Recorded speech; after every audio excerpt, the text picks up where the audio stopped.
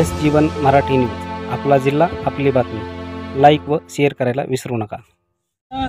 आम्ही आता शिरूर कासारच्या पारधी वस्तीवरती गायरान आणि ती जी वनजमिनीवर वसलेली होती आणि वन विभागाने त्यांच्यावर प्रचंड अशी अमानवी अशा प्रकारची अमानुष कृती केलेली आहे.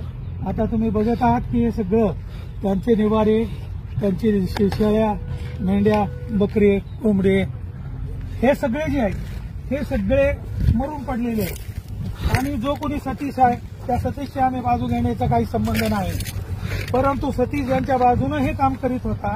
हे भारतीय जनता पार्टी आणि संघाचे जे कोणी दलाल पुढारी या इथं आहेत आपल्या बीड जिल्ह्यामध्ये आणि न्यायाची गोष्ट बोलतात, त्यावेळेला हा जो आदिवासी समाज आहे त्यांच्या न्यायाबद्दल सगळ्यांची तोंड गप्प बसलेली आहे. आणि म्हणून त्या सगळ्यांचा मी पहिल्यांदा धिक्कार करतो.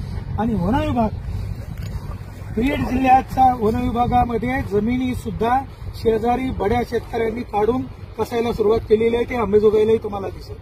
ते गायरानाच्या गायरानं सुद्धा बड्या शेतकऱ्यांनी स्वतःच्या जमिनीच्या लगत जे आहे, मग ते जवळगावचं प्रकरण असेल तिथं सुद्धा बड्या शेतकऱ्यांनी 20-20 एकर जमीन त्याच्यामध्ये आज ऊस आहेत.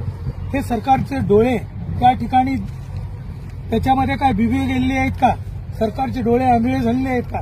गायरान जमिनीवरती, वन जमिनीवरती संपूर्ण बीड जिल्ह्यात जिथे जिथे बड्या जमीनदारांच्या जमिनी आहेत त्यांनी अतिक्रमण केलेले आहेत. आणि अंबेजोगाईला 32,000 हेक्टर हे वनजमीन आहे. त्याच्यात किती शिल्लक आहे त्यांनी बघावी.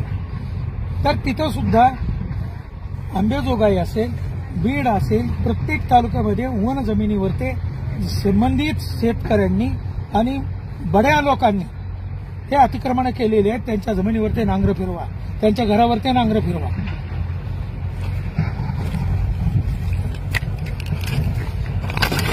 हळूच दादा दमाने खाली बघून सर.